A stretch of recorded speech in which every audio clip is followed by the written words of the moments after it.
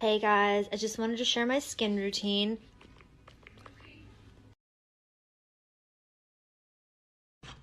Shut your fucking mouth! No problem, John. Shut the fuck up, you cunt! Shut it! I came to laugh at you. Where the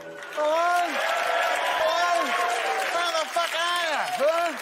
It's Chopper Reed here. Now it occurred to me there might be kiddies watching, yeah? Hello, kiddies. Fucking hello. Hello. How we doing, boys and girls? Welcome back to another breakdown of the terrible Paramount Halo show. Halo Episode 5. Now, we have Mozza in the chat. His theory is the fifth in any series is always the best. And yeah, he's dying on that hill with this one. Mike won't be able to make it tonight. He does have something else going on. Lady G, I believe she'll probably try to pop in a little bit later. So for the time being, it's just going to be me and my friend, the British Dragon, the Warren of the Wyvern of Oxford, Guardian of the Cotswolds. Couldn't think of a place with started in W. Nah. Worcestershire. The Sorcier of Worcestershire. Disparu, how are you? How are you? My most hated thing about this episode is that Mozza was correct. That's the thing that gets me out of all of it. Is like, this will be the best one, and I think it is. I think it is the best episode.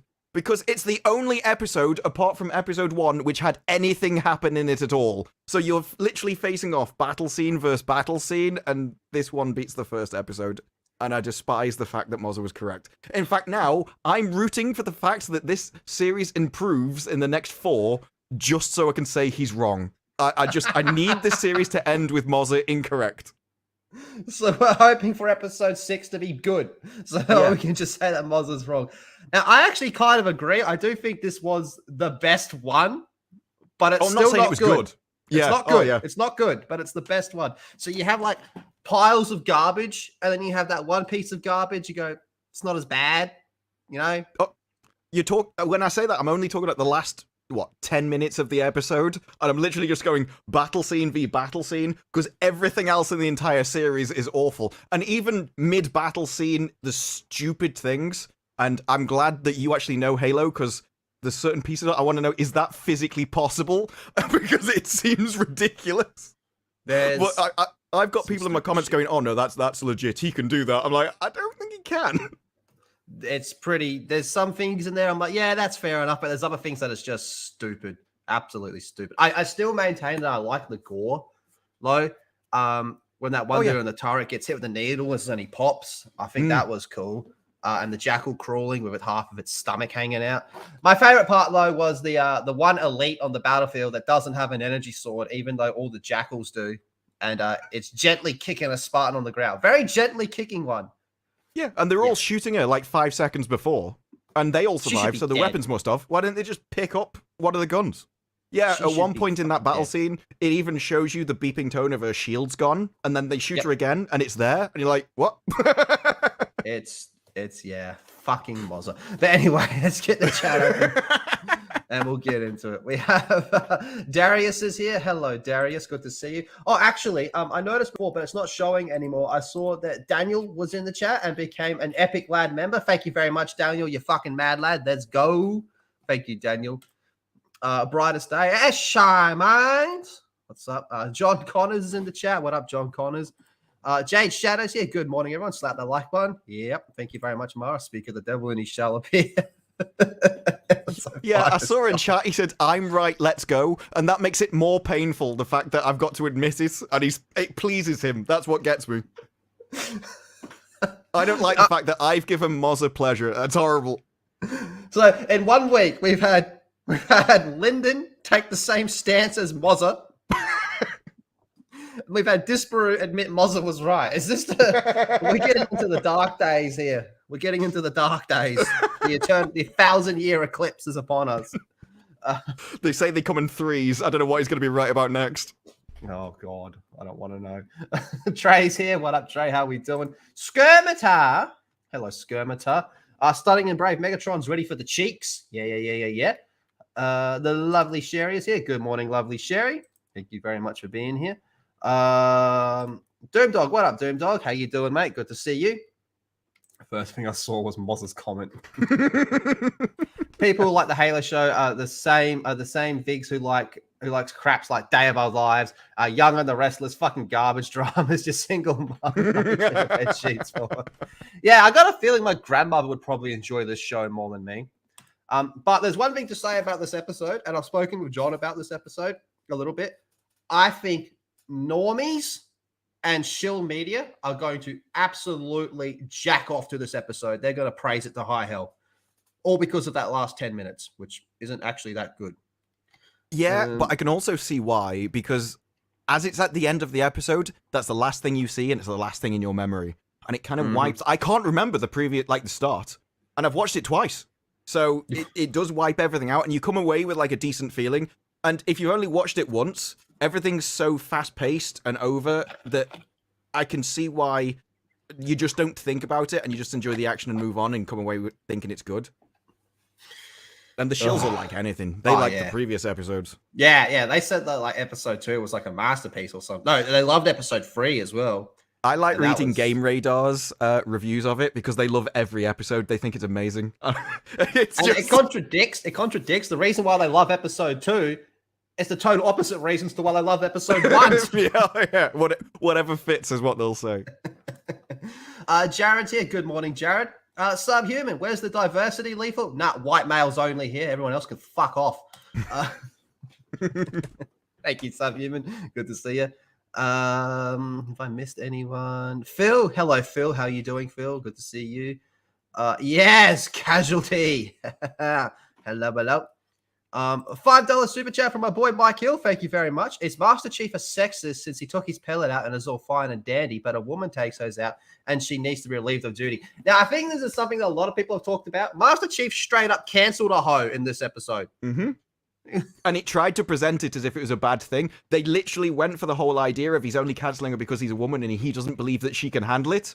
And then she can't handle it, so he's proven correct. I don't think they're clever enough to realise what they've just done in their own show. Because if they realised it, I don't think they would have done it. My favourite bit of the show is when she gets absolutely battered on the ground, and then she stands up, and you're like, oh no, she's going to come back and dominate everyone and master her feelings, and then she just gets nuked and blasted across the sky.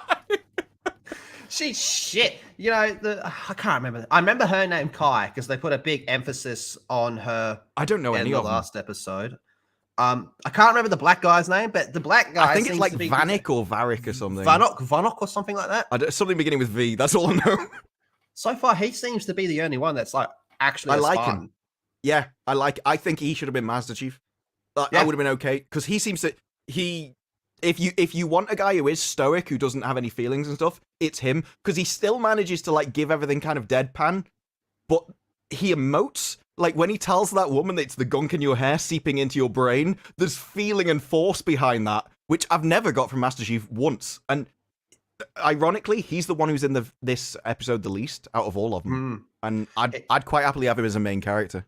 He's a better Master Chief than Master Cheeks in this. Yeah, I think I'd happily recast him as Master Chief. Yeah, dude, you cast him as Chief, have him not take off their helmet the whole episode, and you just say that's Chief. Games Radar reviewed episode 5 as the worst one. Bullshit. They've given it 3 stars. All the others had like 4 or 4.5 stars. This has got 3. Wow. Wait, one thing sci-fi should never be is predictable. That's like the entire show. Wow. I am surprised. That does surprise me. Maybe they're trying to be edgy. I think so. They're just going against what everyone else thinks. Just trying to piss people off no matter what. Dread Saber feels here. Hey guys, I'm just here to see if the armor jerk off meme is real. Oh, the bingo card. There was no butt cheeks in this episode. Maybe that's why I got the worst review. Although there is a scene where they're all standing around the monolith, and the creepy scientist is squatting next to the women, and I'm like, he's just getting his arse exercises in, so that when he has to flash it for Halsey, it's in good check. So I think he's preparing. The creepy scientist had a wicked scene in this one where he's like, the artifact stays with me! He's having a fucking freak out. And I love the fact he's about to laser drill into an artifact, and he decides to go 2 inches away from it and like stare at it. As if not even any goggles around lasers or anything. Like, you have no idea what you're doing. And then it explodes on it. We'll get to that. Vanok. That's his name. Vanok. Okay. Okay, so Vanok, Kai, and I think the freckle chick's name is, I want to say Riz, R-I-Z. She hasn't done much in this one yet. No. Yeah, you did call it. No butt cheeks. No butt cheeks in this episode. But you know what that means? Triple the butt cheeks next week. Yeah, we must have that bingo chart. Has got to be by the end of the series. I want that bingo chart completely covered. I want to tick. Everyone must have a crack. Literally. I didn't even mean that when I said it. G'day, Spirian. How you doing, sir? Nathan Stein. How's everyone's favorite Aussie? He's talking about you. No, there was a guy in a stream the other day. He's like, I thought you were Australian for half the stream. I'm like, what? I'm well, Nathan Stein. Thank you, sir. Riz, it is Riz. Yep, I thought it was Riz. Now, this is the positive way to look at this. We are past the halfway mark of season 1. Oh, yes. I can't believe this got 9 episodes. I thought it was 8 for ages. Because most of these kind of streaming series have 8 episodes. It's weird that this one went to 9. And notice this one had a significantly shorter runtime as well. This was at least 15 minutes shorter. I much preferred it. Now, it's probably because they spent a lot more money. Well, this is the thing, right? If they shortened it because they spent more money on one bit, so they saved money on the rest, where has the money gone on the other episodes? Because people were like, well, they've saved it up in previous episodes for this, but it seems like they just cut 20 minutes off and then spent it in a short amount of time. So I don't know how they're wasting it. Yeah, see, I've always preferred, like, I would rather 8 1-hour episodes as opposed to 16:30 in like a live action show. Yeah. But in this, I think 40 minutes on this show is fucking pushing it. One thing that annoys me about anime is that they're like half an hour each, and you've got about 10 minutes, 5 at the start, 5 at the end, you've got to skip, and you just keep going through different episodes at record speed. Wait, and I'd rather they were just longer. Okay, we're going to talk backstage after this. One thing I despise is anime soundtracks. I can't do it. Like the introduction music. No. I'm going to send you the Tokyo Ghoul one. They're all the same, and I just no. Can't do it. Oh my god. All right. Anyway, let's jump into. Wait, hold up. I think we haven't caught up with anyone yet. A2D2's here. Hello, A2D2. Good to see you. John says, kind of feels the idea there's money laundering scheme going on behind the show, doesn't it? Oh yeah, absolutely. Because remember what Mike was talking about, how they get to pocket it at the end, whatever's left over. Let's just spend the bare minimum. Yes, I called this one LOL 2, so I didn't confuse it with LOL 1 because I'm yet to delete it from my PC. So we start off with a bit of a flashback to... If I could just read a paragraph from this review. It says, absolutely. Last week, Halo saw fit to keep the Covenant out of the episode, and that resulted in the strongest installment yet because it kept the story entirely focused on one part. They think that keeping the Covenant out of a Halo story makes it the best. Holy shit. Oh, Lady G's here. I'll bring her in. She's muted at the moment. Oh. Hello, Hi. Lady G. Hi. Sorry, church ran long. I'm doing good. Oh, that's all right. You haven't beaten anyone up yet? I hope not. It's church. If I beat anybody up in church, we've got some serious issues. I like the way you said you hope not, as if you might have accidentally done it and just not realised. I was just shaking someone's hand and the next thing his arm broke. Oh man. Did you hear Dispro read out that paragraph from the review of this episode? I haven't. Like I said, I've literally just gotten into the parking lot of the church. So I missed that. But I'll go back and listen to it. Here. Hang on. This one I read it again. It's pretty short. You gonna reread it? Okay. Games Radar reviewed this episode a 3 out of 5, which is the lowest they've ever reviewed anything in the entire show. And they said, last week, Halo saw fit to keep the Covenant out of the episode, and it resulted in the strongest installment yet, mostly because it was entirely focused on telling one story. These people think that if you keep the Covenant out of Halo, it improves it. That was episode 4 was the best. Cool. I mean, why put the Force into Star Wars, or why have Indiana Jones in an Indiana Jones adventure? You know what? I have always thought that there was too much Federation in Star Trek. We should just get rid of that too. We need to remove the lightsabers from Star Wars. That'll improve Yes. it. Yes. Absolutely. I agree. Oh my god. It's ironic because I do actually think this might be. I don't think this episode's good, but I do think it's the best one so far. Oh my god. What did you think of it? I thought it was Initial dull. thoughts? I thought it was bland. I thought I literally the whole episode I was like, when does this get good? Like when I'm waiting for like the pivot. I'm waiting for something to happen that makes me care. Anything, something. I don't care what it is. I don't care if all of a sudden the Covenant rains down and starts glassing everyone and Chief finally snaps out of it and starts acting like Chief. I don't care what it is. I don't care if 1 million planets have to die to get there.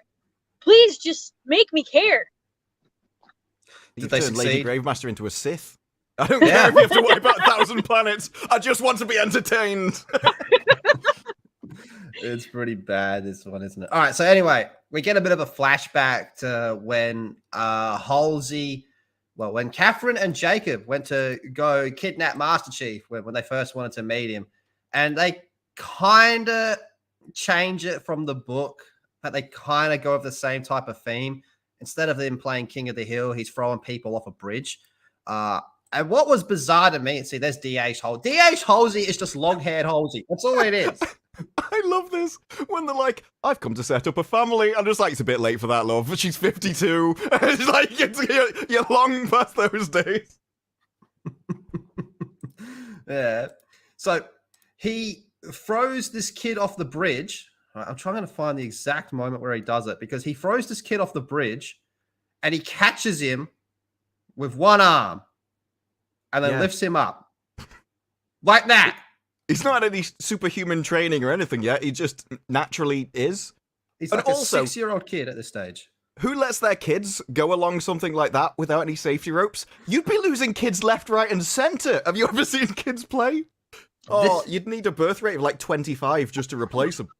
Why is this chick allowed to be like? Why is this chick allowed to take care of children when this is her idea of a playground? They were like, oh no, I can't believe this has happened. It's like, it must have happened yesterday and the day before. There's no way you can be surprised by this point. Okay, there's even a big gap for him to fall off. Okay, full disclaimer, I went to a camp like this when I was like 11. And it's actually a lot of fun. And so like there's this I think what this bridge is supposed to be, have you guys have you guys ever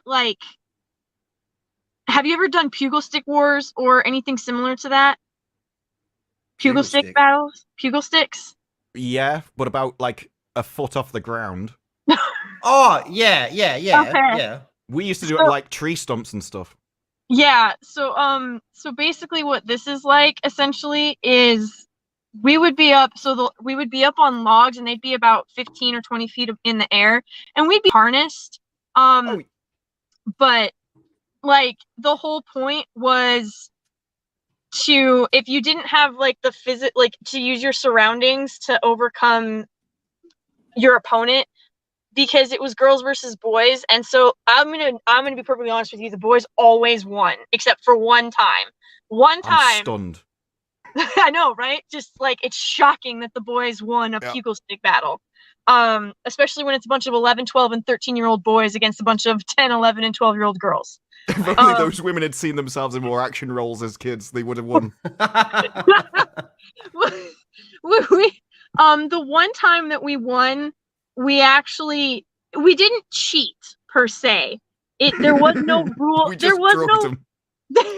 There was no rule against it. So basically what happened was... That sounds like cheating.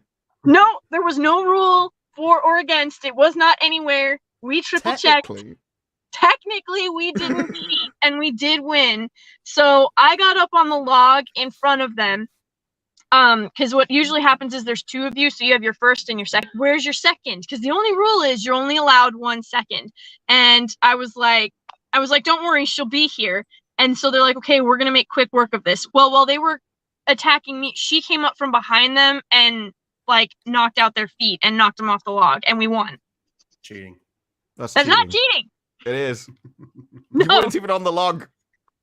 She was on their log. That's not against the rules. You can do that. So we were losing, and then I brought a tank, and the rules didn't say you couldn't bring a tank. It's not cheating though. But yeah, I've done this kind of stuff with a harness above me. Yeah. That's normal. Doing it without the harness I know. is child abuse. Maybe it's invisible. I don't know. I have no idea what they were thinking. But it just works so much better in the book because he's at school playing King of the Hill with kids. Yeah. So it's like a lunchtime thing where he's like, throwing other kids down the hill. But I would argue that a kid throwing a kid down a hill is a lot more possible than a kid grabbing another kid that's falling and lifting him up with one hand. Yeah. And it's not like he's worked out. Look, you can see his skinny little arms. That kid's never lifted anything in his life. He's like 6. They at least could have got like a chunky kid or something. You're like, okay, he at least had a chance. It's from his heart. It's this. The strength comes from his heart or something. Yeah. I have no idea. Yeah, it was stupid. I don't know. Like, I feel like this, because what this show suffers from, and you guys can disagree with me if you want, but I think one of the biggest sins of this show is that they tell and they don't show. And so now they're trying to back up the 4.5 episodes of telling John that he's just special. He's just always been special. And they're like, okay, we have to show them why he's special. Cool. Let's give him an impossible feat. Like, he'll pull this child who's like, Same size. Yeah, like most people can't lift their own body weight. Most people cannot lift their own body weight. Do one unassisted pull-up, and then I will believe that you can grab someone your size and help pull them up a ledge.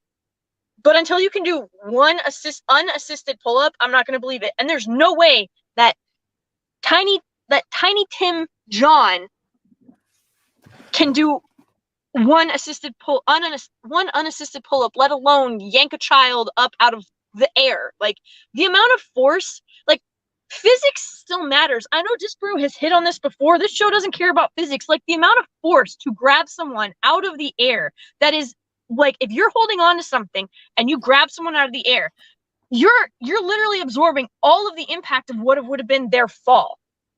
It's coming through you. It's ripping on your joints, your muscles, your everything. You have got to be incredibly strong to pull something like that off. Or you can be a 6-year-old child. Yeah. No. I kind of wish that like a woman had saved him. That would have been amazing. Like, this little girl just grabbed him instead. Or like he couldn't manage it and a little girl came along and like helped him. She like lifted him up. And this is meant to be a big reveal. I assumed he was in on it. He's like the head of the military or something. Yeah. Like, obviously he would know. Why doesn't Master Chief realize that he must know? And the music was like, oh, as if, oh, you didn't get this. I'm like, what? I just thought he did. Dude, this is so dumb, this show, man. And then it has, so it has my what once was my beloved Miranda, who was turned into a black midget, a dumb one, and Spartan Kai, who's got gun grease in her hair. They land on the planet and they have that, oh, you go girlfriend moment. And so stupid.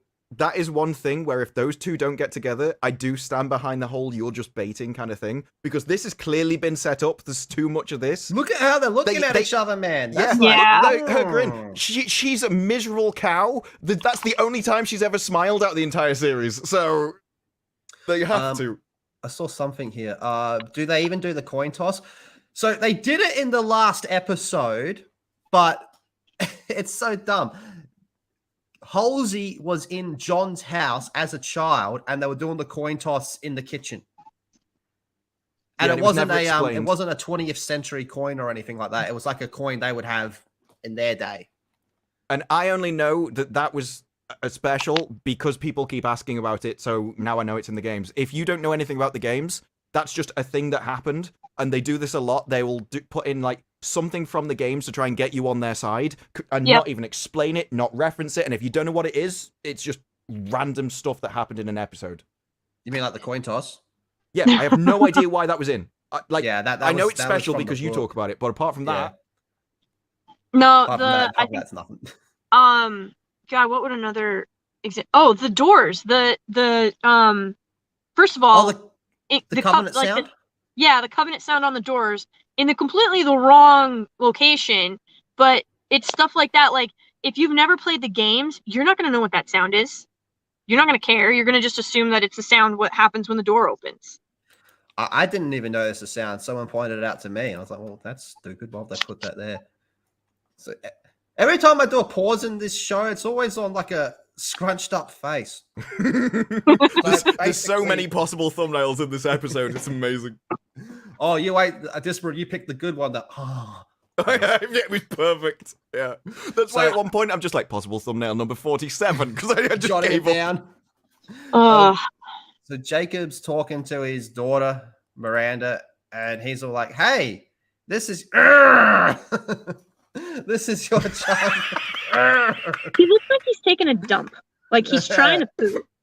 Like half the people in the series do. That's the weird thing. It's like, I this don't is think your these chance people, to do what you can do. Impress Halsey. Make us all look good. And then halfway through the episode, he's like, nah, I changed my mind. I'm assuming that these people are trained actors. Well, I'd hope so. I would assume that these people have had some background in acting, which means they should know basic emotions and how to emote. I would assume. So I think a lot of people involved in this actually don't have much social interaction. Like, I don't think the writers actually interact with a lot of people because they write such weird social interactions. It's like you've never talked to a human. So I'm not sure these people understand emotion. I'm just like, because you look at it and it's like, okay, so is she angry or is she constipated? Is she sad? Or, like, it's so weird because, like, when Miranda is supposed to be, like, shocked or angry, she looks sad and depressed. Like, when her dad came up and was like, I mean, I know she's not really Miranda, but, like, when he's like, what is his rank in this show? I keep forgetting, because it's... I don't never think cared they've enough to said what his remember. rank is in this show. I don't think he's mage. Anyway, so like he comes up and breaks every protocol in the book and tells her that, you know, okay, well, the injury from the battle is what killed her, right? And so like Miranda is supposed to look shocked and confused, and she looks, I don't know, like on the verge of tears and like she's hungry.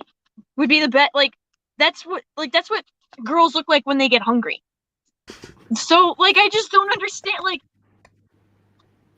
they look on the verge of tears when they get hungry. I like that.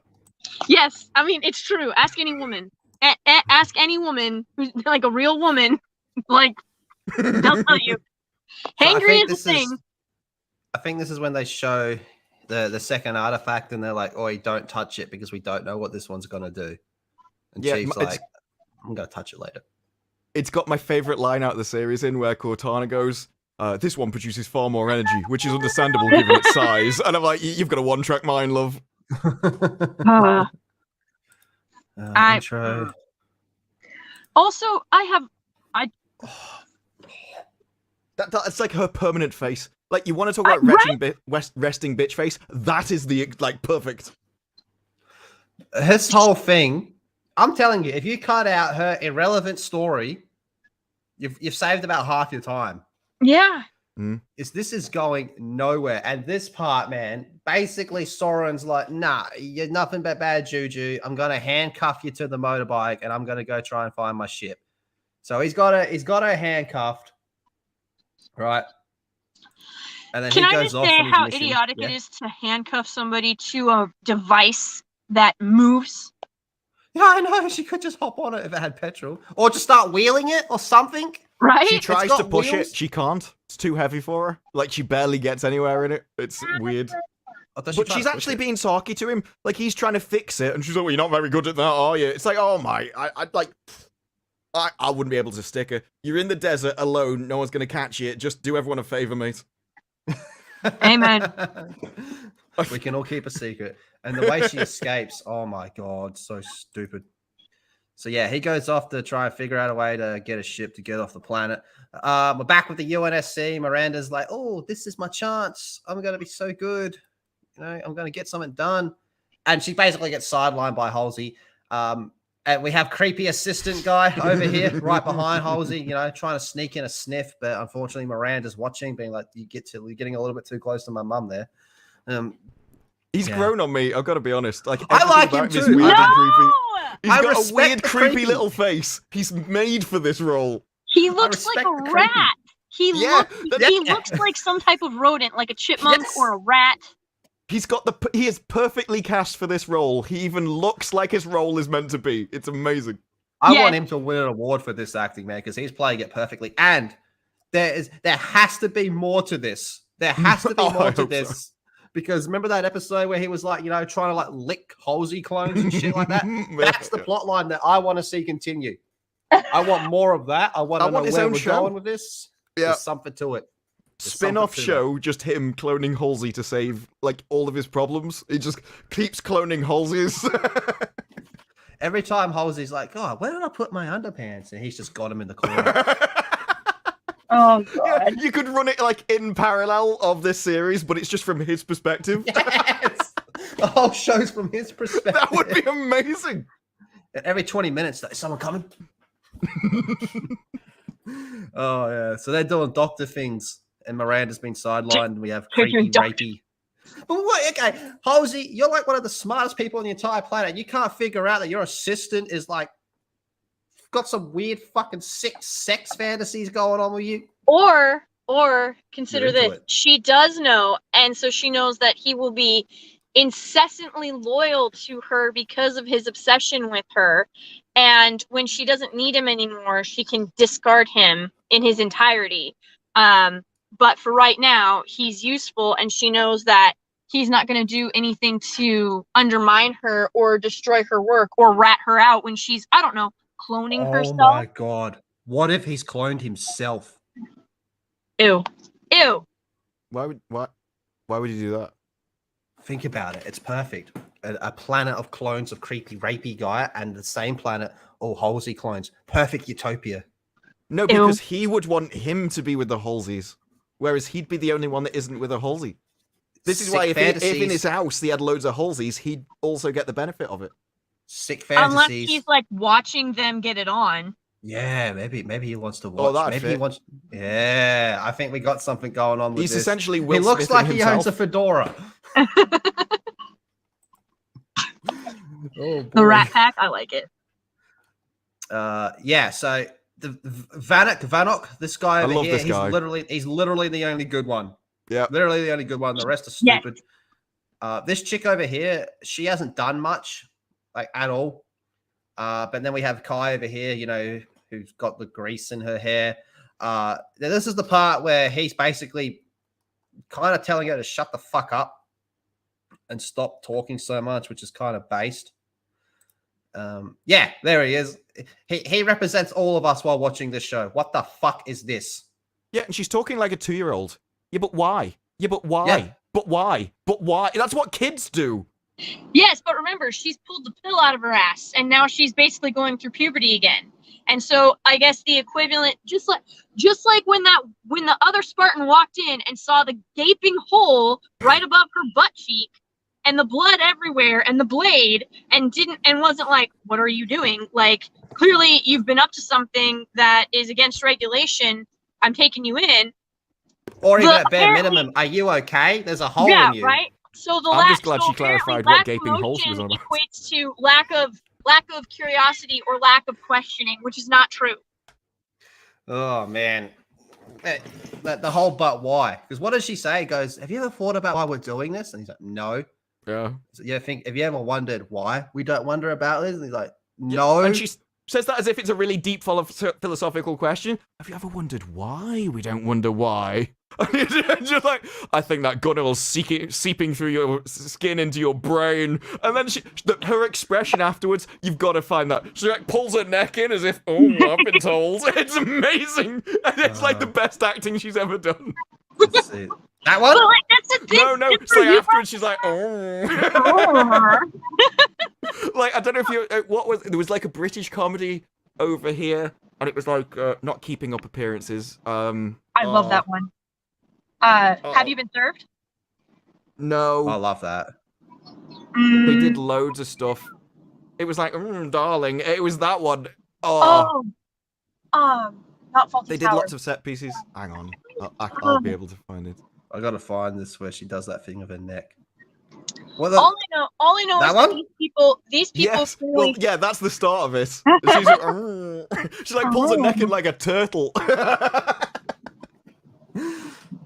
Like the thing that kills me is lack of emotion is not lack of curiosity or lack of logic. They ask what you can't move forward in any kind of investigation or mission without asking like who, what, where, when, why. Like, especially like if something happens, if you come across another dead Spartan, they're going to be like, okay, why are they dead? Obviously there's something protruding out of, like, say there's a spear protruding out of their chest. Okay, so it was able to pierce their armor. So where did it come from? Based on the angle, that's where it came from. Who's the one that threw it? Well, clearly we're like in enemy territory. Maybe it's the Covenant. Maybe it's rebel rousers. We don't know. Like they're always asking these questions. The thing is, when you remove emotion, you're able to logically get to the answer without any type of bias or anything like that. You're able to use pure logic instead of basing it off of emotions, but they still have a sixth sense. They can still sense things. Like Chief, that's one of the things that he's better at than most is he knows where to fire before everybody else. So like they've completely destroyed any kind of anything to do with the Spartans because apparently these people think that lack of emotion means lack of any kind of ability lack of any type of intelligence, and that's not true.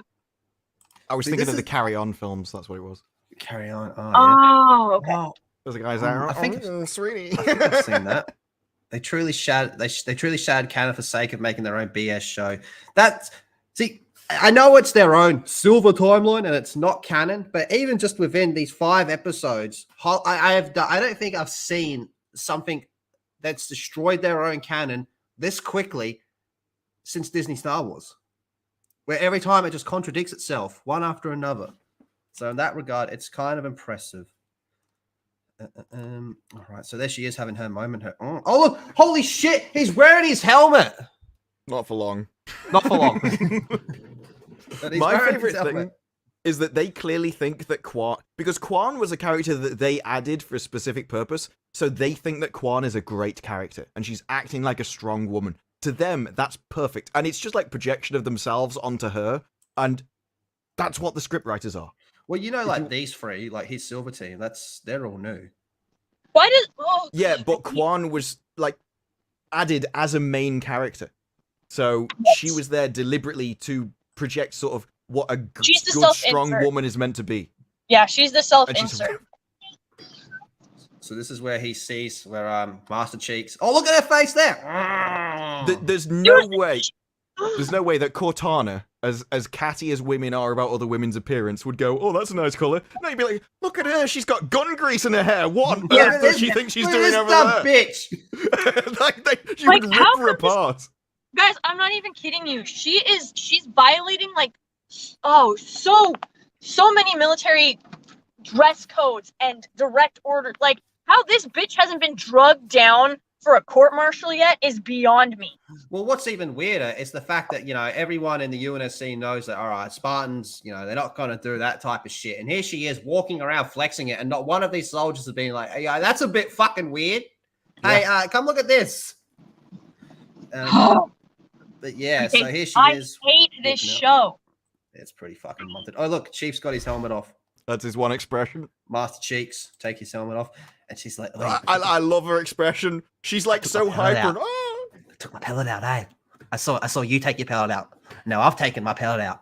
We've got our pellets out, eh? It's so lit. It's hella lit. My pellet's out and it's hella lit. After this, I'm never going to ask a woman to smile more again. It's like, I've seen enough. Does she not look like Pennywise without makeup? Or is it just me? I expected to start doing the I think dance. it's the Joker without makeup. Yes. I would take that too. I'm just she doesn't look sane in this this whole section. She looks crazy. I'm telling you, that pill that she dug out of her ass, she's going through puberty. She is going through puberty. This is going to be insane. That. Because I remember our conversation from last week, how we're talking about how, they've taken out their pellets, so they're both going to hit puberty at the same time. So you have the two Spartans, male and female, who are basically have the hormones of a 16-year-old. Yep. Staring at each other. Well, yeah, but just saying. She's going after Miranda instead. That's what's happening there. That's she's going to go after Miranda. For sure. This is why emotion suppressors were never a thing in canon. And there is a point that happens about 15 minutes from now, maybe a little bit more. I like to call this one specific moment validation, and you'll see it. You'll see. Red edition. Jeez. Oh, man. So, yeah, this is where Chief straight up cancels a hoe. She's all like, "Oi, but you took your pellet out." And he's like, "Yeah, you've taken your pellet out. You got to go stay on the ship. You stay on the ship with Keys." And she's like, "Well, what the fuck? You did it too. You haven't been cleared to return to combat." And he's all like, nah, I'm starting a Twitter campaign against you. Yeah, but all he had to do is go look at your face and how your emotions are affecting you. And I've pulled the same expression for 5 episodes and never broken it once. I'm clearly in control of my emotions. Like, that guy is a master of it. This brew's coming to respect the levels. I think we all are. That guy we're coming to is respect stoic. the levels of stupidity. It's all a big long game. He's like, "No, I've set it up for this scene." Because after this scene, he does have a second expression in this episode. So I was really impressed. Yeah. Oh my god. Yes. I've been waiting for this part to talk about this part. So we're back on Madrigal, where Uncle Ruckus, or Clayton Bigsby of the Covenant, Marquis, has made it back to where the toilet seat was, and she's got Sang Healy helping her find it. And I still think it's weird to see it. A human in the Covenant is the stupidest idea I've heard of. I've had my rants about that. I've gotten it out of my system. But it's still so weird to see a human talk down to an elite, and elite just being like, "Yeah, cool." Roger It gets that. weirder. It gets weirder. in a bit where it goes to the side camera and you just see the difference in size. And he's like 3 times her height. And like, there's no way you would be able to give orders to something 3 times your height. It would be ridiculous. It'd be like a 6-year-old bossing you about. You'd just be like, "What on earth are you going to do about it, mate?" Well, unfortunately, what likely happened is the writers of this show probably let their 6-year-old children boss them around because they want to be friends. Yeah, I've seen that. Want to be friends. That's an interesting, yeah. Oh, right. I can't get over how we've named her the Covenant Uncle Ruckus. I know you're in the chat, man. Come forth. I know you're here. You're the one that made it. Oh, man, the Uncle Ruckus of the Covenant. So, yeah, this whole scene gets a little bit better, though. Well, see, we're at the stage where by better, we mean so much worse that it's improving on the shitness in the wrong way. But that's what we want. So here we have Queef, her trying to escape from the motorbike. Her idea is to start hitting it with a rock. And eventually just pulling. Works. She's like just pulling on her arm as if like her arm will not break before the metal handcuffs. It's like, I don't even know what her plan is. I actually thought when she was going to pick up the rock, she was going to smash her own hand and break it to get it through the thing. I'd be like, that would actually show that she's tough. And instead, she can break metal with sandstone. That was impressive. And then you wait till you see her escape plan.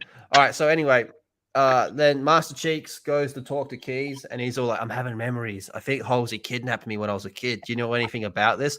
And he's all like, yeah. More lying to Spartans. And later in the episode, he just tries to attack Halsey. So imagine what he's going to do to you when he finds out that you've been lying to him as well. This is why it's very specific in Halo canon, actual Halo canon. They very specifically and multiple times make the point, don't fucking lie to him. Just outright tell him, we kidnapped you as a child. We ripped you away from your family. We ain't fucking hiding it. But this is why we did it. In this one, they perfected Master Chief because they put a woman inside him. Yeah. So now, because he's completely controlled by a woman, he's now better than the game Master Chief, and they can lie to him as much as they want. Keys' face is like, maybe we shouldn't lie to him. I don't know. I still don't understand why he doesn't just assume that guy knows as the head of the military. That's the first thing I would assume. Well, maybe the fact that Halsey's his wife, you'd be like, you know something. Yeah, I mean that takes compartmentalization to an entirely new level, doesn't it? Telling me she never once said something, in bed one night, I feel bad for kidnapping kids. And he'd be like, yeah, don't worry about it, babe. I did it too, remember? Do you remember when we went on holiday and we went to that camp with all the kids? Oh yeah, Remember I that time kidnapped we all of them. kidnapped that kid? That was fucking awesome. That was their honeymoon. They weren't even doing it for the Spartans. They just did it for a laugh. And they're like, well, what are we going to do with these? They got back to the planet Reach. They're like, fuck, what are we going to do with this kid? We've all been on holiday and bought stuff we didn't want. Yep. It's what happened Can to I all just of say us. how stupid this line is? Where she says weapon, we don't even know if it is a weapon. What have you We're been- like, we're over halfway through this season, and they still don't know what this thing is. Well, I mean, apart from there's the a fact worse that line later on. in the first episode, it turns off all the electricity. Right? All of it, except for Chiefs, conveniently. But you'd still be like, I'm pretty sure it's some type of weapon. These Well, I don't people are know, so because this incompetent. one, all it's done the entire episode is give him his memories back. Like it's the worst weapon in history. It just reminds you of your childhood. I blocked this out for a It reason. is not a weapon. It is a torture device. Wait, here it is. This is the part I've been waiting for. Look at the size difference. I know, I can't get over it. Every time I see a big, massive... It's the same with the Spartans. Just them taking orders of someone half the sizes. I find it stupid. And they got like this thing that they use to like detect like where the toilet seat's been. I like that you're still calling it the toilet She's seat. having her orgasm. Here it is. Oh, yeah. Oh, Goes on Jesus. for ages. A multiple. That is a multiple one. She calms down at one point and then... Oh. Yep. Gone a bit far, I think. That was awkward to watch. Her fucking having an orgasm. I I've just skipped love it. that guy By the drilling way, into I it. thought that went through his head. If only. Well, yeah, he's firing a laser into a crystal. It's Yes. going to refract. Oh, where is it? That could bounce Oh, anywhere. yeah. So that happens first. And how close he gets to it as well, Yeah. without any goggles, Right? like you were saying. Like, So stupid. He ugh. has no idea what this is going to do, and he's right next to it. You wouldn't even get that close to it if it was a physical drill. I just don't like when apart from like hardcore military regulations behind it, God knows whatever the fuck this thing is. Wouldn't just human instinct be like, maybe don't get too close to the laser drill? It might burn your eye out, especially when he's seen clones get their brains sucked out through their eyes. Maybe he is a clone, and he knows he's a clone, so he knows he's disposable. Oh, that would be the greatest plot twist. This guy has the best possible potential story, and it's never going to happen. But you Correct. could build so much about this guy. Has it blown up yet? Yeah, so it cracks and blows Yep. up. Everyone's in a lot of pain. So Master Chief decides to take off his helmet. Yeah, there's just been a massive shockwave, and he runs up to it. He's like, I don't need head protection here. This guy has the same eyes for the artifact as he did for Clone Halsey. Well, the only difference, John, is he didn't try to sniff the artifact. Yeah, so that sets off, and then Oh, That's- this bit's amazing. She literally says something like, it could be a signal or a communication. It could be a device or not a device. And it may be a weapon or something else entirely, which she's basically included every single Everything. possibility in the entire universe. And she goes, that's amazing. And it's like, what? You didn't say anything. And then he immediately fires her afterwards. And she's like, why have you done that? It's like, after what you've just said, I would have fired you on the spot as well. I like it. How like at the start, it's like, this is your chance. Show us what you can do. You can impress everyone. You can impress Halsey. And then at this point, yeah, you're done. You're out. And See he's what I just mean? fired Look. his own daughter. She's supposed to be angry, but she looks like she's trying to take a dump. I think that's just her face. It's like she's just smelled something really bad Right? all She's the time.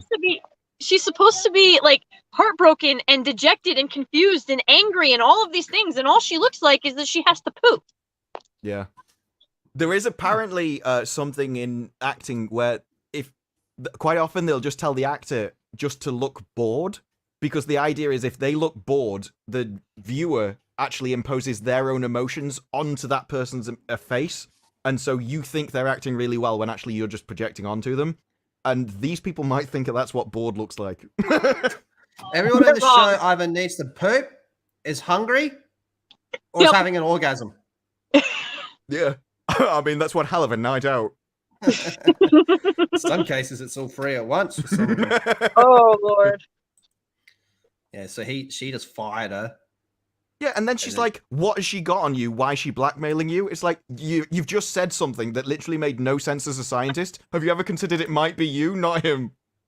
This part is insanity, man. This is the weirdest part of the whole thing. Now, at the start of the episode, they directly told him, do not fucking touch this artifact. We don't know what it's going to do to you. Okay? So what does he do? He starts walking up to it, and no one stops him. They see him. They actually watch him walk towards it, and no one attempts to stop him.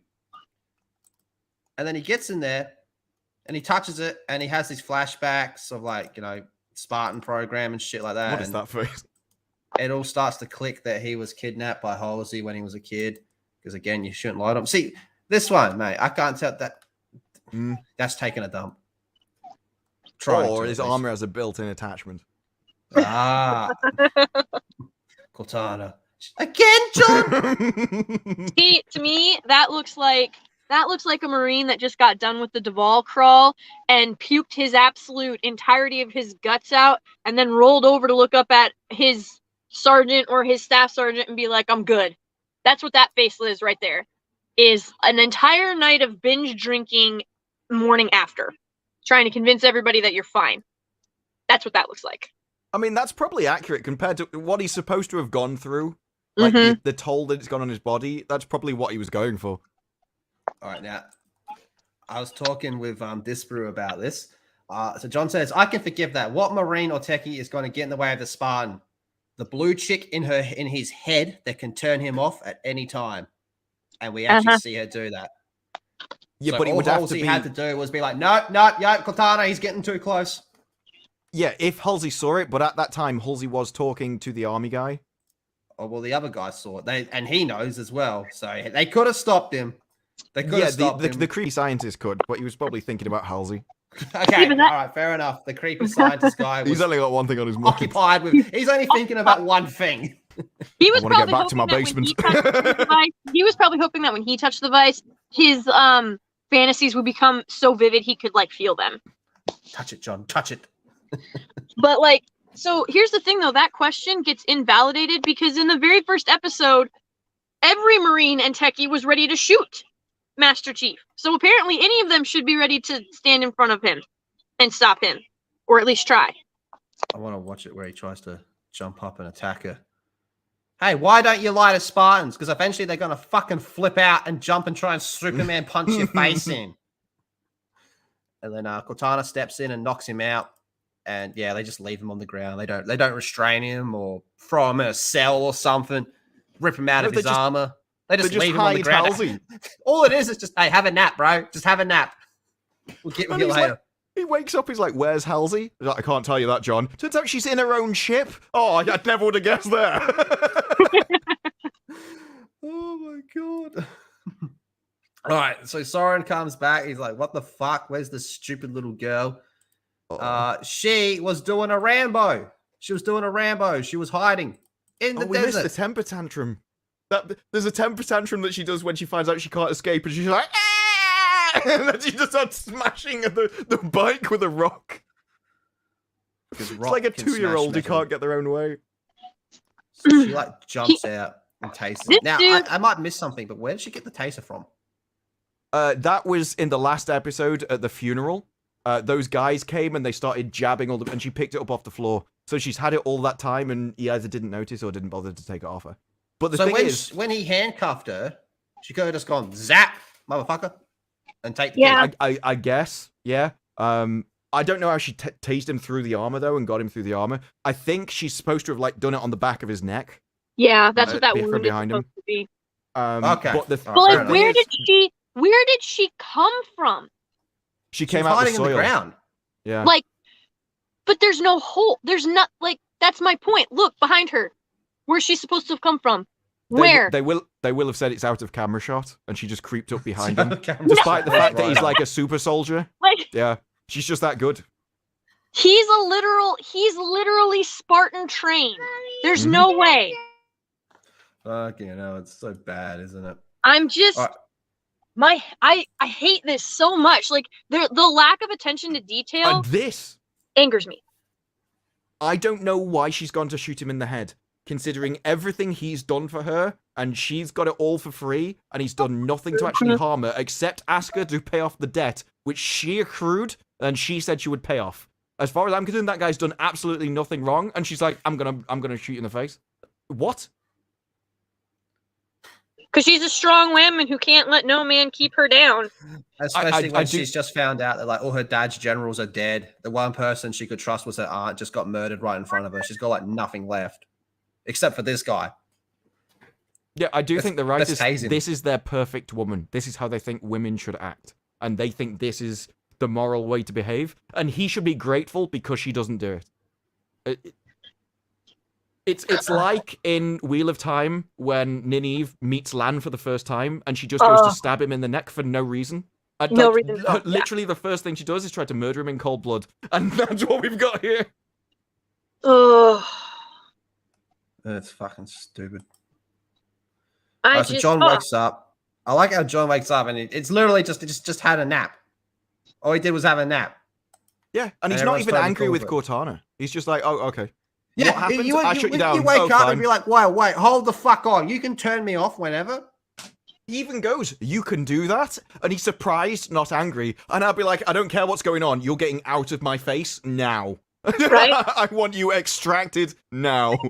Hypothetical. What do you reckon would happen if John walked in and just put a gun to his own head and was like, "You fucking take this chick out of my head right now, or I'm gonna fucking blow my brains out." And I you think She'd would- shut him down. wouldn't they? she'd Oh, turn well, him I'm off, not, yeah. Good She point. just shut him Good down. point. Anytime. That's the thing. Like, what they've set up here is they're either going to have to. John's will, which apparently as a child, he had incredible strength. But like John's will is going to have to be able to break a machine. And that's just. The likelihood of it is slim to none. Like, there's just. The whole idea that you're going to be able to essentially take this thing that now has a possession of part of your brain and just yeet it because you really want it gone is absolutely insane. Like, that was the whole point of the disc in the back of the. I think Big Mike pointed that out last week. Like, it's just. You like that you called him Big Mike. I know. Yeah. He told me because I called him Big Mike one time and he's like, I like that, so I stick to it now. But he, like, when he pointed out where on the helmet, like, they have it from the games where you're supposed to be able to like insert her little like chip thing. It's still there. Like, it would be, that makes sense because you have the will to be able to, or someone else can come and like remove it if she starts getting too powerful or taking you over. But the fact that she is occupying a portion of his brain permanently, he can't just be like, yeah, no, you're gone, and just like yeet her. That's not how this works. She is part of him now. Like, yeah, willpower wouldn't matter because she has like the mechanical control of him. Yeah. It's like on your computer, it's like, well, I can control the desktop. It's like, yeah, but if I can just pull out the graphics card, there's nothing you can do. Yes. I control the base functions of your brain. Exactly. This man right here, he's the one on screen now. He's the guy that came up with Clayton Bigsby or Uncle Ruckus of the Covenant. So I love it. you are the champion. You are the people's champion. No one can take that away from you. And we're actually 5 likes short of 50. So if you haven't hit that like button, smash it till it goes blue as Cortana's tits. All right, yeah. So now this is when the big battle starts. And I will admit, it's just the Halo fan in me. Cortana saying slip space rupture detected. That always is going to hit hard for me. Yeah. That's the line. It's So, her and to hear voice that- too. Like, it's But Cortana. how the fuck did they know how to get here? Well, the woman magically knew it from the other planet when she touched a rock. She touched That the thing- rock, had the orgasm, and she goes, I Yeah. can see where the toilet seat is. Ah! But Yep. she doesn't have the coordinates to the planet. She can just see Well, it. It's they- like if Disparu went outside with a camera and goes, oh, yeah, this corner shop down here. I go, all right, I can see that corner shop, but I have no idea how the fuck to get there. they would just say that the signal made her know, because she knew where Madrigal was the same way. Like she said, it like called out to me or something. So, they're gonna do it. That's the way they explain it. Basically, magic is the way that. Oh my god! Magic. Sonar in thing space. It's sonar in space again. It is.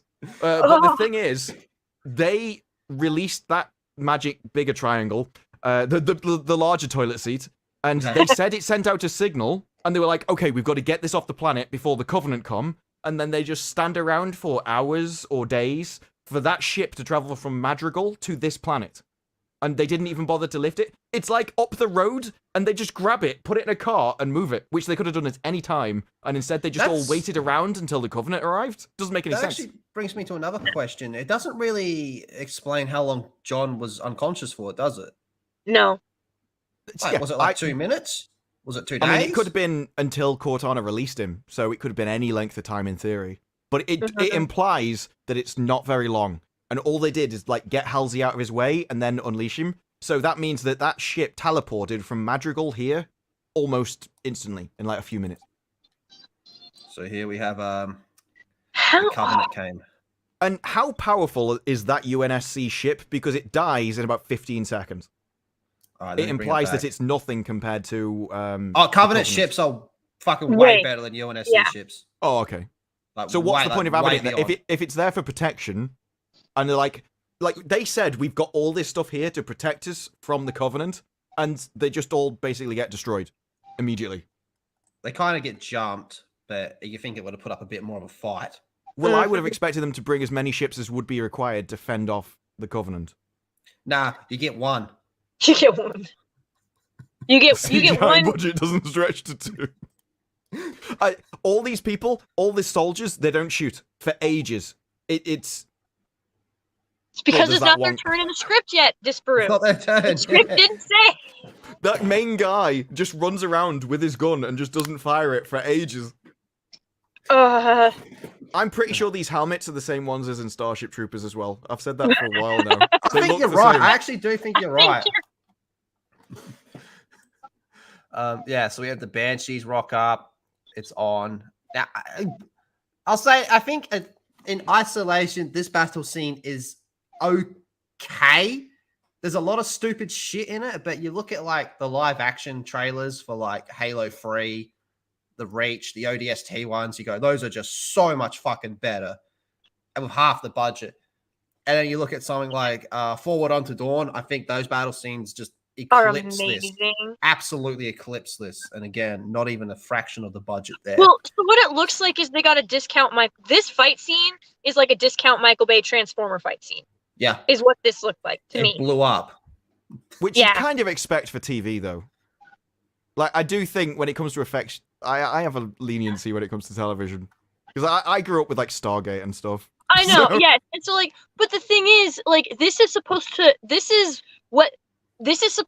get their streaming service, like, eyeballs and up and running. Yeah. This is supposed to be your premiere shows. This is going to essentially, like, they said through half of 2020 and almost all of 2021 that movie theaters are obsolete, the feature film is obsolete, everything is going to be like television series now, like, you know, like movies broken down in this way. That's the whole reason that Bezos is spending apparently anywhere between 48 million to 56 million an episode on Rings of Power.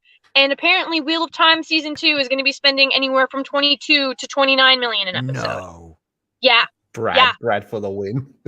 Like Oh, that's no. yes, and I know you saw who they just cast. Yeah. I'm just- I love that. Was amazed. It's like on Legit, dreads and your side everything. continues. Oh. But like this is the thing. If you genuinely want to compete with like Amazon, if your streaming service is good, because Netflix is taking itself out. I mean, at the end of this month, it's going to start running commercials on top of it being a paid service. So like they've killed themselves. But if you're really going to try and compete with Amazon, and you're trying to say that feature films are a thing of the past and the silver screen is a thing of the past, then you need to put your money where your mouth is. These things that like Halo is 13 million an episode. Make it look like $13 million. 13 million an episode, and you get creepy, rapey scientist dude being like, the artifact stays with me! He's the best character. He's the best character out of the show. I want its own series. I'm not even joking. Yeah, this is my Mozza moment. I'll stand by this. This is my Mozza moment. You know he's gonna die, right? Just let me write it. Just let me write it. Just put it out there. I guarantee it'll sell. It will. It'll be marvelous. I'd be super sad. I'd be super. If they kill him off, I hope this Bruce Fury is right. There's clone. He is the clone. The real creepy scientist dude is at home with the other Halsey clones that no one knows about. He's got so much potential. I think he's a great actor. I want to see him in more stuff. I might actually go and look up what he's done before because I'm going to go and watch it. Oh, what if he has a history? Nice. So I like this part as well. Are we going to give the artifact to the super soldiers, the Spartans, or are we going to let creepy, rapey scientists have it? Let's give it to the super soldiers and him just, no! That's the best acting anyone's ever done. And that one expression in this freeze frame is more acting than anyone else has done in the entire series. Absolutely. Mozzo's infected Disparu now. Oh, man. Kevin. He actually looks quite normal here. Thank you very much, Kevin. Really do appreciate that, sir. He says, it's like Doctor Who. Film in a quarry on the cheap. Now, these two are way more Doctor Who people than me, so would you say that lines up? There's a picture of him here where he's like gangster with like a gold chain around his neck. Oh, bullshit. Can you screen share that? I'll send you his IMDb. Kevin, before Chibnall's Doctor Who, I would say that they did the most they could with a very limited budget, and the creativity shone through and made it work. If you're comparing it to Chibnall Doctor Who, then yes, I would agree with you. Oh my god, I gotta have a look at this image. Are you talking about the very first one that pops up? Yeah. Like in the gold chain, looking kind of gangster. Oh, shit. Gangster. Creepy, rapey scientist dude. Have a look at creepy, rapey scientist dude. Yeah, he's changed. And this is a sign of a good actor. You can play multiple parts and you fit into all of them. You wouldn't know that was the same bloke. No, he looks like he belongs in the Irish mob or something. Yeah. The sign of a good actor is bad actors play themselves, good actors play the role. Coin that. Somebody clip that. Well, and there he is there. Same guy. That's amazing. This might be my new favorite actor. He's done loads of stuff. Oh, that's fucking so good. Anyway, so he's having a freak out about, the highly trained super soldiers getting the artifact over him. He did a TV show called Good Vibrations. Oh, fuck yes. Yep. New homework. Oh, fuck yes. Everything about that. All right, so the battle's on. We got some banshees and shit. Now, why the fuck was there no Halo music during the battle? Because they don't care, Lethal. And they've only just solved the lawsuit. Marty O'Donnell. Like a week ago. That's fucking pitiful, man. Oh, jackals with energy swords. Okay, we got to talk about jackals with energy swords real quick. I never thought I'd be talking about a Halo show of jackals with energy swords. So the jackals have energy swords in this fight, not the skirm. This whole thing, the way they use jackals in this whole fight should have been skirmishes. Instead, we just got jackals running around. And do you know why I reckon they did it? Because they were like, oh, they have arm shields, right? So it makes sense to give them swords. That's probably that. Yeah, let's do that. No. And why, these should all be elites coming out. But Lethal, they made the pilgrimage to 343. Got lost in the car park. Yeah, in a review I saw, they said that the jackals essentially are like birds. They have hollow bones, so they can't go into melee because they're really fragile. So giving them an energy sword goes exactly against their biology. That's what it is. To put it very, very simple for you, this brute, they would be the sniper class in the game. Okay, yeah. They would have snipers. They would either be the snipers that pick you off, and when you do get close, they would have a little energy shield, and they'd deflect bullets and shit off them. There's a bit in this fight where one jackal takes down about 7 or 8 UNSC soldiers, just without even trying. See, and the way they come down as well, these should all be elites coming out. There's one elite in this whole fight, one, and he doesn't have an energy sword. But this does finally give us You grunts just and kick jackals. something. It kicks it very lightly. And then they fucking cock tease us with a brute chieftain fight, which doesn't happen, unfortunately. So yeah, it's all going on. Oh yeah, and an Ugnoi. A fucking Ugnoi hijacks a warthog.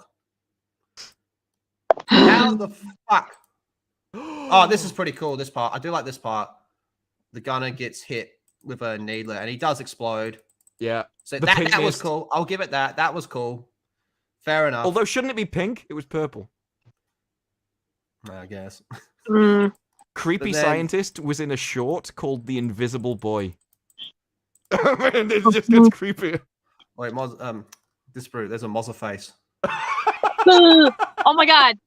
But needs to can be a you thumbnail. imagine if Mozza got cast as extras and we just started finding him in different TV series? He doesn't even tell us. He just waits for us to notice. Mate. Now, I don't understand how... The jackal... Oh, sorry, the grunt, the fucking Ugnoi hijacks a warthog. This is the stupidest shit in the world. And then Master Chief jumps on it and he's like, can I drive? Like, dude, Master Chief would not say, can I drive? What does he say? Some shit like that? Stupid. Yeah. It's like Can't some even remember. Mind if silly I ass drive? one-liner. Mind if I drive? And yeah, so I didn't If mind this. If he said was okay. anything, if he said anything, he would just say, "I'm driving." Yeah. That's all. If he said anything at all, that would be it. I'm driving. This is the bit, well, coming up to it, is the bit I wanted clarification on. When that ship crashes into the other ship and he survives, that seems stupid. Because I looked it up, right, and it said that in some of the games you even have fall damage. So Yeah, if he's some got of them you fall do. damage, there's no way he's surviving that crash. Let's see it. It's just crashed, hasn't it? I've missed it. Yeah, He- he comes he flying tucked and down, rolled. so he's already got momentum. He tucked and rolled. Oh, yeah. He's watched a parkour video. Oh, this is where. Have you ever seen a Spartan curl up into a ball before and just be like, No. oh, The fetal Oh, position. Jesus. Because she's got emotions. Like, essentially, it's saying she's having a panic attack. That's what this is. Yeah. well, bitch should have kept the pellet in there. Like, And this is what I mean about them sending the wrong message, because Chief was Like- right. they're going to go, essentially, in the next episode, she'll overcome this and she'll get better. And they'll be like, see what you can do when you believe in yourself. That's where they're going. Yes. See, But- even at this part, her shields are broken, right? And they show her shields break. And I think they actually show a person point of view where it's going ba ba ba ba ba ba ba ba ba. Yeah, and you hear the Making the noise, but then they shoot her again, and she's still got shields on her. I don't think they know Like- what that That- noise means. See, but those shields are plot armor. Literal It's plot different. armor. It's a different set of shields. Different set of shields. I have no idea how she managed to fucking survive this whole beating. Holy fuck! The grunt holding the needler, that should have been his size according to the previous episode. Remember in the last episode Yeah, that was massive. when the needler's Yes. like this fucking big? Yeah, Yeah, it's just somehow There's it no- was about the size of their torso and face. Ugh. There's no continuity. There's nothing. I'm like, trying they're- to find the Even if crash. even if the games didn't exist, the novels didn't exist, the comics didn't exist, the short stories didn't, if none of that existed and this was just a standalone original show, there is no continuity. There's Careful, this is what'll get nothing you claimed. here. Like, it's so confusing. So he hijacks the ship. Has he already crashed it? Yeah, it doesn't take long. He's on the ship. He shoots the top of it with his pistol. It does nothing to the armor. For some reason, doesn't think of doing like the games and just jacking it. No, so instead he falls over, pulls one of the wings, and coincidentally, Oh, yeah, can no, only he should have fly been dead. left. Yeah, Yeah, he'd and be then dead. he crashes the ship into another ship, and then that hits the ground. So he's got all the momentum of coming down, and the explosion of two ships, all the shrapnel of two ships, and then he smashes into the ground. And he just stands up and cracks his neck. Not even a shield broken, eh? No, he should be dead. Even the chief would not survive that. That's fucking No. bullshit. What's the bet that they say it's because Cortana made him and move this- faster than he realized, and he was like, she took over and realized exactly, like, mapped out the path and sent his body in that direction without him realizing it. I'll bet you Okay. anything. Well, let's just say that that's absolutely right, and Cortana is super intelligent and can plan everything for him. Why didn't she make him let go before he crashed into the other ship and exploded? Because she's nope, yep.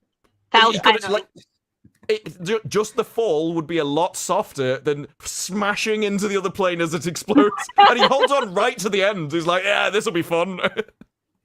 He had to make sure it got there. He was clearly guiding that ship into the other ship, okay? The thing is with this one is that this Silver Timeline Master Chiefs is just extremely reckless. Whereas like actual Master Chief, you know, when he goes to do something like this, he would have it already planned out. Yes. He'd have it already planned out in his head. Whereas this guy's like, we'll just see what happens. It makes me wonder if the writers have ever spoken to a man. No. Elaborate, please. Okay, so like when I do something as opposed to my husband, as opposed to my husband doing something, when my husband does something, he looks at all of the possible scenarios and then he picks the one that he genuinely believes is the best.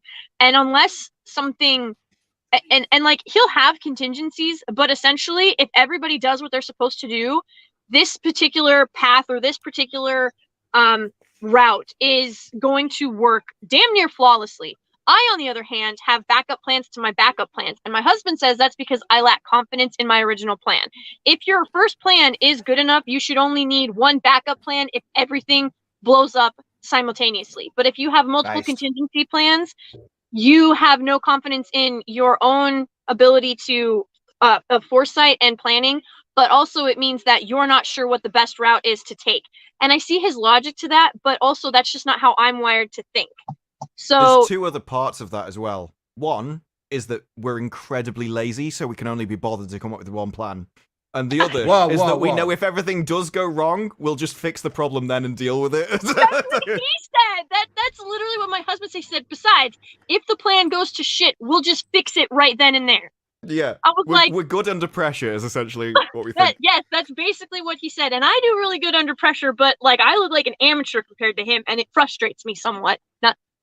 I'm very competitive as well. So like when he does stuff that is under pressure and he does it basically flawlessly and makes me look like a bumbling idiot, like that lights a fire in me so that I do better.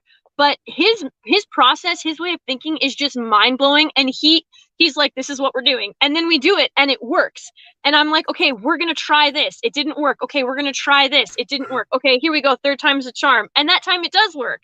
And my husband's like, why didn't you just stick with the first plan? And I'm like, well, because it didn't work. And he's like, you didn't even really give it a full try. You quit the second it got hard. And I was like, listen, I don't need a lecture right now. Yes, you were right. Let's move on. I have had to tell my husband he was right 4 times in my marriage. And all 4 times it was horrible. It was like one of the worst things I've ever had to say.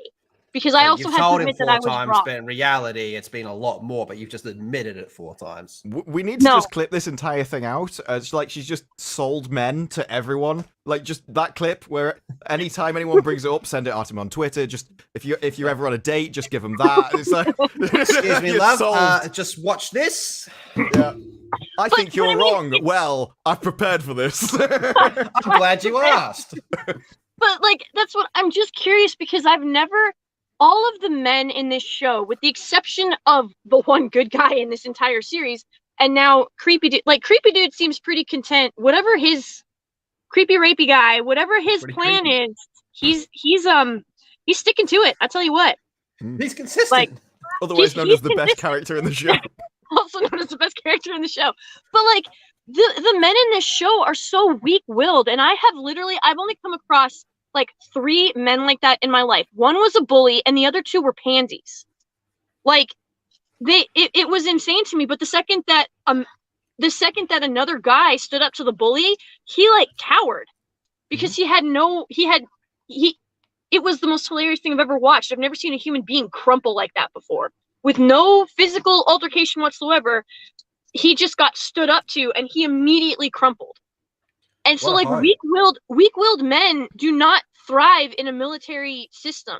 They don't. It's impossible. You're dead. Like, you would literally just be cannon fodder. It's just Like- insane to me. Like half an hour before this show, I smashed my trolley into the back of another guy because he was in my way and I'm trying to get around him, and he just stops and I just smash straight into him and he just starts screaming in my face and I just look at him and walk past him as if, no, at least now you're out of my way. And it's like, it doesn't even bother him. Oh man. Arkansas, you're out, no worries. Hopefully I watch this in a couple of days when the copyright is resolved. I'm pretty sure I'm going to get a claim. I'm pretty sure I've played more than enough to get a claim. If they fucking, especially the whole Angry Joe shit that's going on as well, which is pretty multed. Oops. So Master Cheeks, sorry. He kind of looks like Master Chief here, but it's still Master Cheeks. He goes on a bit of a killing spree here, taking out jackals with energy swords. And I just wish it would not do this. I don't mind when it goes into first person in like trailer things, like, you know, like Halo Landfall for like Halo 3. But this type of stuff, I really wish they just would not do it on these types of shows. I don't mind this. The one I do mind is the internal one when they're in their helmet the and Iron they've got to Man. be right like close to their face. Where it's Yeah. Iron Man in his helmet. Yeah, But at least Iron Man made it look somewhat decent. Like you know what I mean? Iron Man still made it feel not so.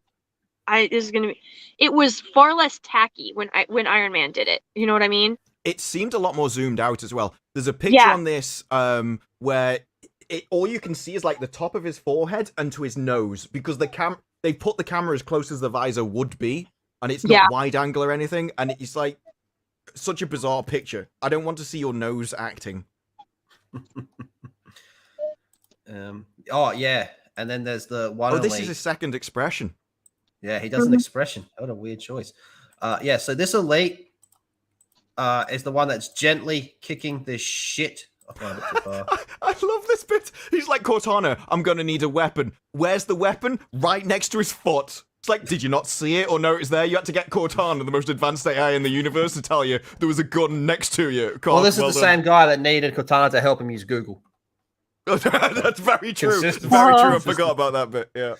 So this elite over here is very gently kicking the other Spartan Kai. Giving her a little nudge. It's I wouldn't even call it a kick. I'd call it more of a, hey, get up, wake up. It's like if you find a drunk person and you're not sure if they're still breathing, so you like nudge give them a little bit, nudge. see if they move. And this By is the the way, one elite in this whole fight and doesn't have an energy sword, but all the jackals do.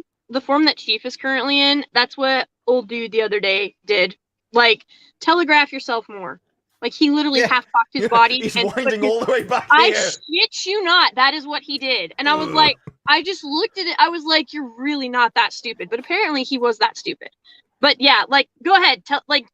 Chief should be dead about 6 times right now, because why this elite is just, like, why is it just laying there? Like, Chief has literally opened his entire chest up. Where is it? Yeah. Oh, yeah. Watch this. I'll go back a little bit more. So he saves that one. And then he grabs the elite and just starts bashing its face in. Yeah. And I don't know, were they trying to be like, oh, Chief's out of control. He's a psychopath now. Yes. Yeah, this is them going, the woman lost control and she kind of just panicked. Whereas he, because he's a man, toxic masculinity, he'll lose control and just go into blind rage and be unable to control his own anger. See why the pellets are a good thing? Let's put it back in your ass. Imagine if that it'll was be that you, men need to Halsey. control themselves because otherwise they'll just be violent. But I mean, wouldn't you be able to go, but that's an elite trying to kill another Spartan. They're hell bent on wiping out humanity. So who I cares thought if this he- was great. I see nothing wrong with what he did. This is why you don't send 13 and 14-year-old boys going through puberty to war. This is exactly why. Because you have the fog of all of this stuff. Grown men come back broken from war because of the shit that you go through and the shit that you see. The fact that they're going to try and say that if you give into your rage in the middle of a battle, your son, because you know that that's the direction they're going to go with this, that he lost control, that he's out of his mind, that he can't be trusted. Yep. The fact that that is the angle that they're going to go with when you are fighting a force that literally, it's called glassing the planet. That is what they are capable of. and you're gonna say, "Oh, well, you beat him to death with your bare hands. Nobody can trust you." Like, bitch, what? My theory is that in this universe, they're not actually doing that because we've seen no evidence about it. They haven't mentioned that. That's something from the games. I actually think that the Covenant aren't even necessarily at war with them. I reckon they're going around to these human planets looking for the alien artifacts. And so they're coming into engagements with the humans, but it's never said they're like wiping out planets or anything. When they went for that other woman, they came down with 2 people, grabbed her, and left.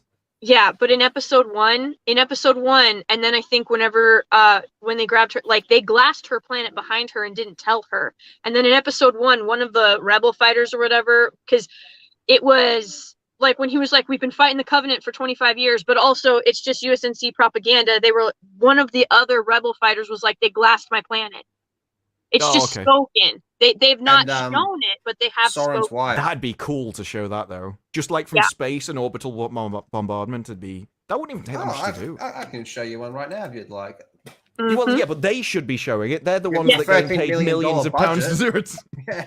$13 million budget, you think they'd show a Like, fucking glassing? I don't think like doing it from orbit would be that expensive to do. It's just like an orb with some. They also did this thing in canon. They would like burn marks into planets from orbit as well. Yeah. Yeah. Like There was a grand comedian. planets. There was a comedian over here who said when we did the Olympics, it was like 350, well, like $5 billion or something to run the Olympics. He says for that we could have sent a rocket to the moon and typed "F off Germany." It's like that would have done wonders for national pride, way more than the Olympics. Have I missed the blue balls moment where they send in a brute chieftain? No, I haven't yet. Ah! Yeah, that is second expression. Oh, yeah. He sure knows how to pick Second them. expression. Oh, she doesn't make any sense either. She's like, make it good, and I think I thought they were gonna do like you see in hostage bits, where they're like, "I don't want you to know that I've helped you," so they give them a black eye and beat them. And it's like, no, we're gonna miss with a torpedo. A ship with advanced alien technology can miss a static target on a planet from like 200 meters away. Make it look good. And she comes down. She's not even like injured. There's no marks on her. Mate, they got a brute chieftain here. They try and they set up like what could be a brute chieftain fight. Master Chief 1v1 a brute chieftain. Fuck yeah, give me that. Hook that shit to my veins. And he just goes, nope. And Have just you takes heard the who people artifact. are saying that is? It's meant to be a guy from Halo Infinite. Oh, that is not Atriox. No way. That's what everyone's saying. No, it can't be. It can't be. I've seen that in multiple places, so I just assumed. I didn't know. Or actually, I take that back. In proper Halo canon, that literally cannot be Atriox. But nothing. They could Silver well just take a Timeline- character and move it over. In the Silver Timeline, and I'm sure it could be. Like if it looks like him, it probably is. Oh God, I didn't even fucking think of that. That's actually what I was going to say. I think it's more possible that it's Tartarus. If they're going to do anything, I hope it's just Brute Chieftain number 432 or whatever. I don't know because he escaped, so it does make it seem like he's going to come back as a character. What made me laugh is actually, though, his hammer does more damage to Master Chief than smashing one spaceship into another one. Oh, this bro, because he's not my he's- Tartarus. I've seen it in multiple places. Have all said the same thing. That's why I just assumed. Oh, that breaks my soul a little bit. I'm not gonna lie. Oh, well, man. gents, I actually have to duck out. Yep. Right, you're all good. We're pretty much at the end anyway. Okay, but much love you guys. This was ridiculous. Like I said, this episode was just bland. And then I know that, I know the fight scene was supposed to be epic, but like I said, it just felt like a discount Michael Bay Transformers fight. That's the best way I can describe it. But overall, I think I would give this episode a 0.5 star out of 5. Yeah, I can see why. The guy getting exploded with the needler is worth 0.5 star. Yeah. There's a script which refers to him as Atriox. Bullshit. No. I don't know much about the article, but in this article on Games Radar, that they've referred to. Wait, hang on. I'll read the paragraph. It looks like the brute may very well be Atriox, the villain from Halo Wars 2, Halo Infinite. While much of the Sangheli is subtitled in English so we can understand what the Covenant is saying to Maki, a human who the Covenant considers the blessed one, much of the dialogue in the fight scene isn't given as screen translations. Peterson provides this, however, and towards the end of the script, he refers to the brute as Atriox. No. Shares a script of the Sanghali dialogue he wrote for episode 5. So it's from the script. Oh. That cannot. And it's from this blue check mark on Twitter. I'll see who he is. Writer and artist. Current projects: Dune, Halo, Motherland, House of the Dragon, The Witcher, Shadow and Bone. So he's a writer for major show. He's what the writer of this episode. It's Atriox. Freaking frack. Freaking cripes. Just Silver Timeline. Yeah, they've said it's not officially confirmed, but as it's in the script, it's basically officially confirmed.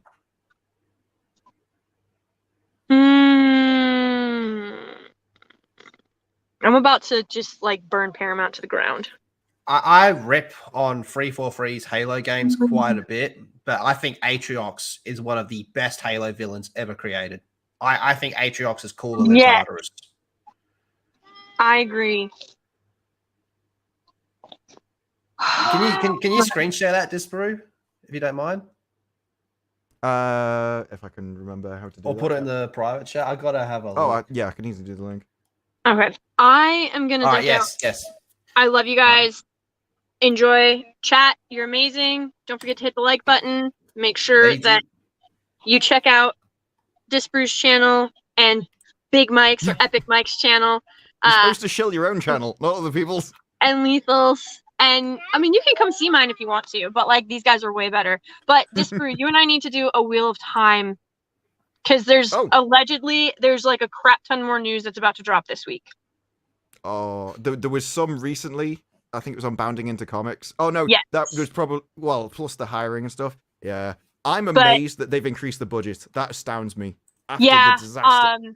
Yeah, it's oh god, it's gonna be great, Disparu. It's gonna be so terrible and fantastically awful. I just can't wait. By the way, if you didn't get it from the last episode, apparently they're going to leak the fact that Rand is the Dragon Reborn, but he is incomplete. Apparently, allegedly, that's going to be coming out this week. Why? Because the other people all have part of him. That was the theory all the way through the first season. There's only one other person. Only one of them has the other half, or the other part, the good part of the Dragon Reborn. It's not Egwene, is it? Am I? No, it's not Egwene. The other part of him. Oh yeah, no, it is. Of course it is. Of course it is. Like but that's just I don't know. But apparently that's supposed to be a leak that's coming out this week. Because they're trying to. They don't even get together though. They're not even a thing. Like they're not even part of the books as a major part of the story. They don't care. They don't care. Like the whole reason that they shoved 3 books and only part of 3 books into the first season is so that they could say, well, she's the most powerful that we've seen in 1,000 Like they literally just wanted to get that one line in. That one line. Which isn't even true. Nynaeve is many, many, many times more powerful than her. Yes, and but this is all in a list. We have numbers of every single character and how strong they are in the power related to everyone else. And the strongest woman is like compared to not even a sort of average male. Yep. But it's irrelevant because they had to get that line in and then they had to take away. You know what? You and I just have to do a Wheel of Time. I'm not going to hijack the Halo stream. I won't do that. True. But, yeah, I could go about that for hours. So. But we can tell you what. Let's bring Lethal on for a Wheel of Time stream, and then he can feel what it's like to just be sort of a casual when it comes to Wheel of Time. I can be the Disparu of that stream. There you go. Do you want to know my favorite worst bit of the entire show? is Yes. how it does look like Perrin is after Rand, and that's the only thing that makes sense. Did you know episode 7? When Yes! they're all around that, and I'm like, this scene does not make any sense. Why they're all talking about it as if he's after her, and the only thing that explains that scene is if he's after Rand, and that's the only thing that explains her reaction to him afterwards. Yep. She's like hugging him and stuff, which if they were together, she wouldn't. But if Mozza, he's after fuck Rand- you. I just got your message. Oh man. Yes, Disparu, you and I will have to do Wheel of Time, and we have to bring Lethal on, Absolutely. and it'll be fantastic.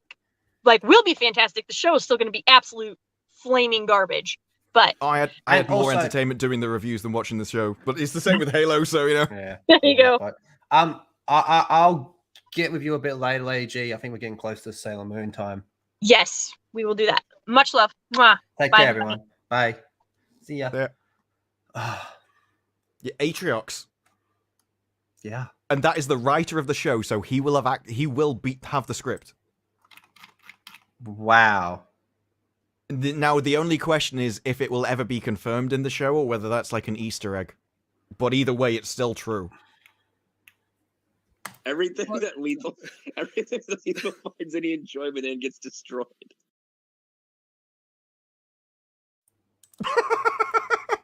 I love that clip.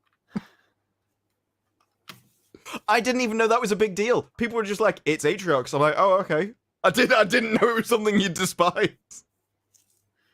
I think Atriox is a wicked fucking Halo villain, man. But even Atriox being in this battle doesn't make sense. This isn't a fucking fight that he... Oh, okay, anyway. Yeah, it says in this he'd have to be much younger. Yeah.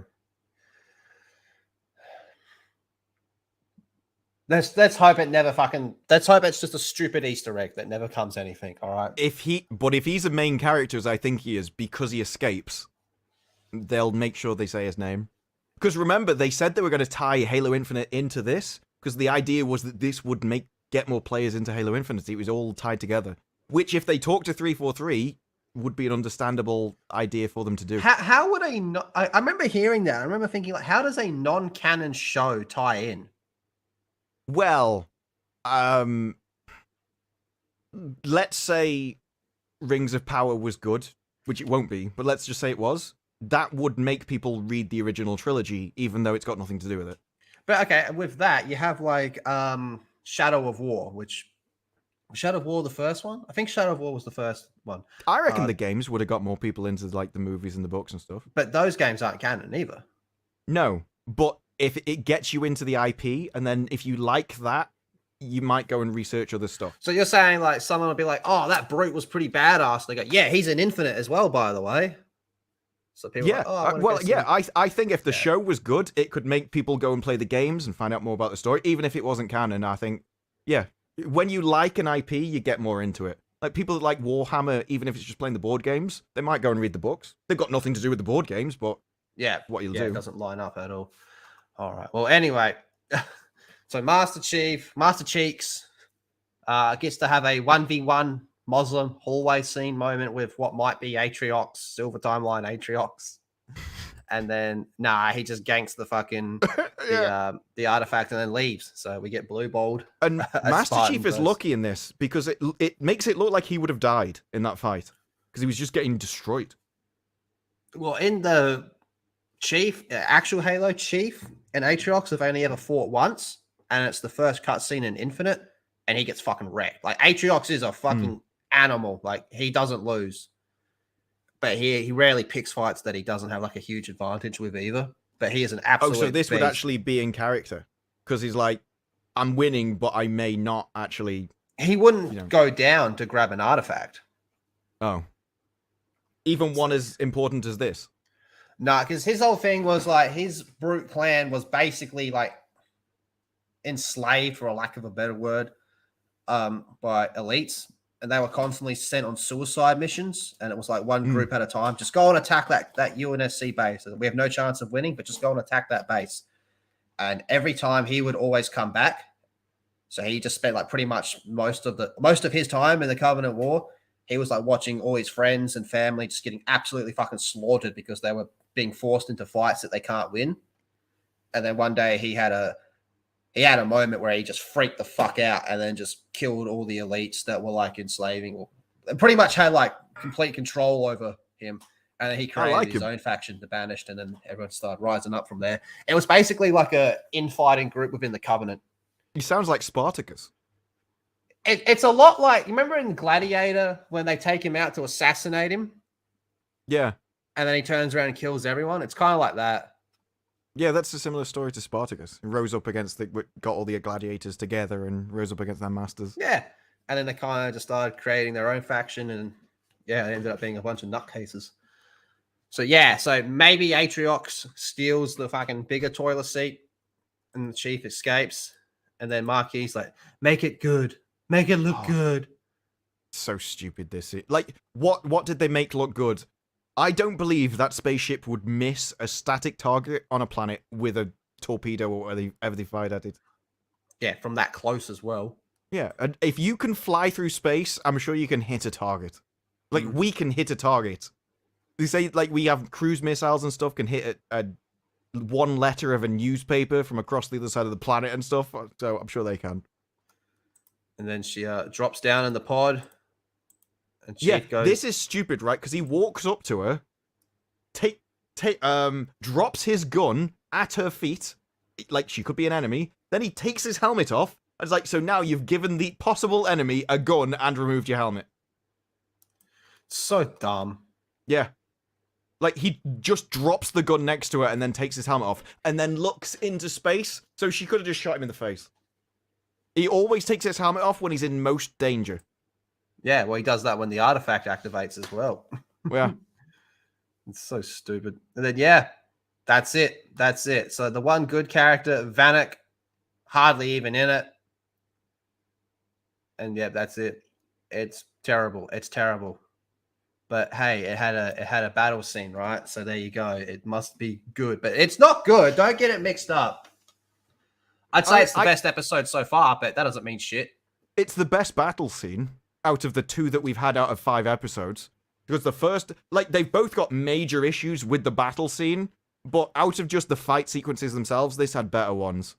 If you could...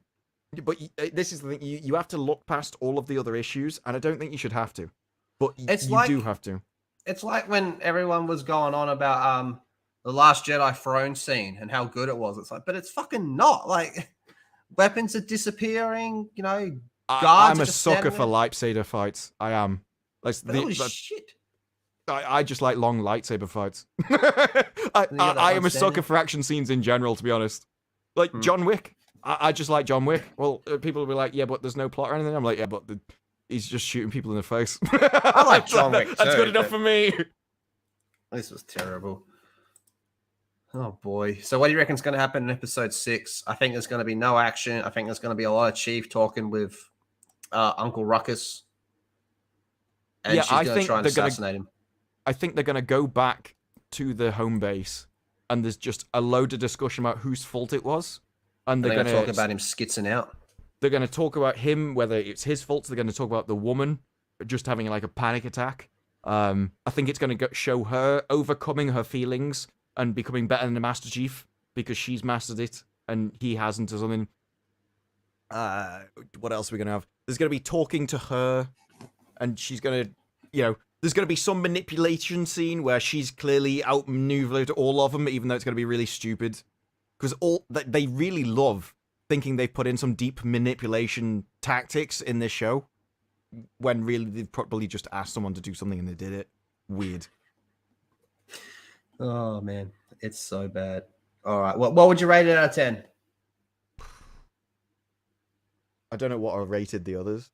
I think I rated one of the others a 1, so I'd have to rate this a 2, even though I don't want to. I want to rate it a 1. Just the action scene is what gets the point. But if I rated one of the others a 1, I'm going to have to rate this a 2. Just because I do think it's better. Also, it being shorter makes it feel better because I'm less annoyed by the end of it. And I'm less bored by the end of it. So that can give it the other point. I've got a feeling the final episode's going to be like an hour and a half. I also think that one of the reasons the action sequence is good is because nobody talks in it, which means no one's annoying. Like, oh, that's a good point. When they're so busy shooting, you can't make me despise your character even more because you're too busy shooting a weapon. I'll give it a 2 as well, just to be fair. Even though I'm actually kind of leaning on 1, but I'll give it a 2.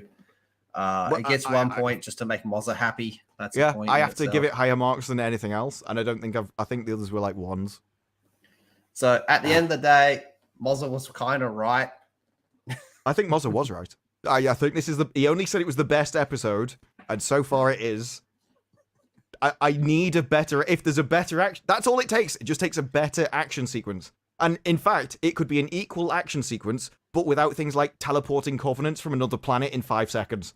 You know, it's just got to make sense, and it's one. So I don't know. I think Possible. no matter what, I have to give the next episode like a 6 out of 10, regardless of how bad it is. Just so I don't know, because you would assume that the finale, because the finale is going to reveal the Halo. It's got to. Whether it's at the start or at the end of the episode, there'll probably be a fight for the Halo. I think I probably used it's not called the Halo, is it? Or no, Halo. Even when I said it, yeah. So I think there'll probably be a fight there that'll beat it. So even in the finale, we have a chance to save the world from Mozza actually being correct. But for now. But episode 5 is the best one, Mozza. Holy shit! I'm disgusted with myself. I really am. Fuck you, Mozza. He sent me a message when we were talking about Atriox. He goes, "Dude, the episode just got better." He was like, "I love Atriox. I'm really glad he's in the series." I wish he got a hallway scene. Oh, that was my favorite part of that entire review. When they're in the desert and it's just like, yeah, it's a hallway scene. And it's like, a hallway scene? They can go in literally any direction. Yeah, and they go down a hallway. I do think that Mozza's description of that, he means because all of the cameras are pointing in one direction and everyone goes in one route, that's like a hallway. And it's like, no, that's how cameras work. You know, it's like you couldn't see the fight over there. They could only look in one direction. Mozza described a hallway scene as essentially all entertainment. Or every single movie, only one thing happens and you only follow one path. You don't follow other people outside, so they're all hallways. Oh, good God. Well, I think we'll wrap this one up here. The stream's been a little bit shorter, only about 10 minutes shorter. The episode was shorter in itself, so that's why. And hopefully Mike will be back next week. Yeah, and big shout out to Disparu for coming on and Lady Gravemaster for being here. Disparu, do you have anything coming out very soon? There'll be a Lord of the a Rings of Power video tomorrow, which I've been trying to do for days, but I've never got the time. But it will be out tomorrow. Yeah, just follow me on YouTube and Twitch, Disparu, and yeah, I'll see you in the next one. Fuck yeah. Well, we'll see you all next week. This show fucking sucks, and fuck Mozza. Oh, sorry. You probably thought I was a drop bear. No, it's me, Bush Barbie. And today, I'm here to talk to you about dingers. Because like you, this bush has seen a cockatoo. Regardless if you like it deep in the bush or prefer it in the outback, make sure you look after your wombat hole. So many critters can get down there. And believe me, it's enough to make your dango go drier than a dead dingo's donger in the desert. So don't do it. Even if he is a fun guy. Yeah, so by all means go wild. Just make sure you take a moment, in the moment, to use a moment, so you can keep the devil out of your Tassie and the jelly out of your box. That's it.